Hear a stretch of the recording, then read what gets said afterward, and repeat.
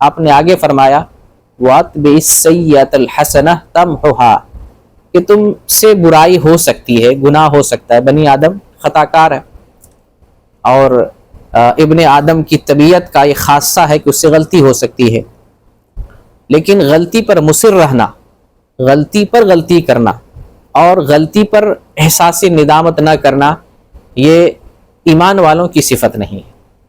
ایمان والے کی صفت غلطی ہو جائے شرمندہ ہو جائے، غلطی ہو جائے رجوع کر لے، غلطی ہو جائے اس پر مصر نہ رہے، یہ ایمان والوں کی صفت اور کیفیت ہوتی ہے۔ نبی کریم صلی اللہ علیہ وسلم نے ایک پیارا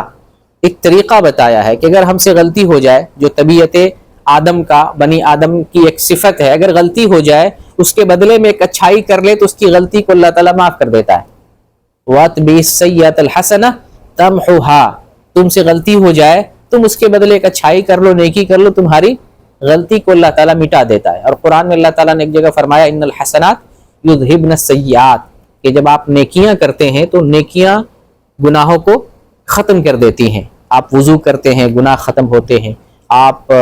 نماز کی طرف چل کے آتے ہیں، گناہ ختم ہوتے ہیں، آپ نماز پڑھتے ہیں، گناہ ختم ہوتا ہے، روزہ رکھتے ہیں، گناہ ختم ہوتا ہے، عمرہ کرتے ہیں، گناہ ختم ہوتا ہے، حج کرتے، جتنے بھی قسم کے نیکیاں ہیں، ان نیکیوں کے کرنے سے اللہ رب العالمین گناہ ختم کرتا ہے۔ تو یہ گناہوں میں چھوٹے گناہ کا معاملہ ہے، جو نیکیاں کرنے سے اللہ رب العالمین گناہوں کو معاف کرتا ہے، لیکن وہ گناہ جو بڑے گناہ ہو، گناہ کبیرہ میں جس کا شمار ہوتا ہے، تو اس کو اللہ رب العالمین توبہ سے معاف کرتا ہے۔ گناہ کبیرہ جیسے کوئی آدمی کفر کر رہا ہے، کوئی آدمی معصیت کا کام کر رہا ہے، نافرمانی کا کام کر رہا ہے، کوئی آدمی بدعت میں ملوث تھا، کوئی آدمی حتیٰ کہ شرک میں ہی ملوث تھا، اس سے اگر توبہ کرتا اللہ رب العالمین معاف کر دے گا،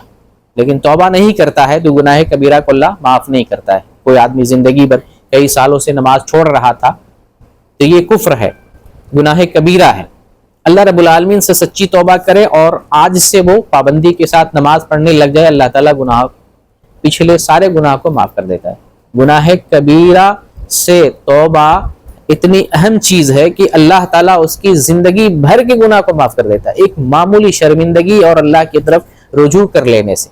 اور پھر گناہ کبیرہ کے علاوہ جب اللہ کے علاوہ بندوں کے حقوق ہوتے ہیں تو ان میں پھر بندوں سے معاملہ ٹھیک ٹھاک کرنا پڑتا ہے، بندوں کا معاملہ ہو، اس کی طرف رجوع کرنا ہے، اس کا حق ہوتا ہے، مالی حق ہوتا ہے، اس کی طرف لوٹا دینا پڑتا ہے۔ مالی حق نہیں ہے، صرف ظلم ہے، زیادتی ہے، گالی گلوچ ہے، مارنا پیٹنا اور ستانا ہے، تو ہم زبانی طور پہ معافی مانگ لیتے ہیں اور وہ معاف کر دیتا ہے، تو گناہ معاف ہو جاتا ہے۔ تو نبی کریم صلی اللہ علیہ وسلم کی ایک دوسری وصیت کیا تھی کہ جب تم سے گناہ ہو جائے تو اس کے بدلے ایک اچھائی کر لو، اللہ تعالیٰ گناہ کو معاف کر دیتا ہے۔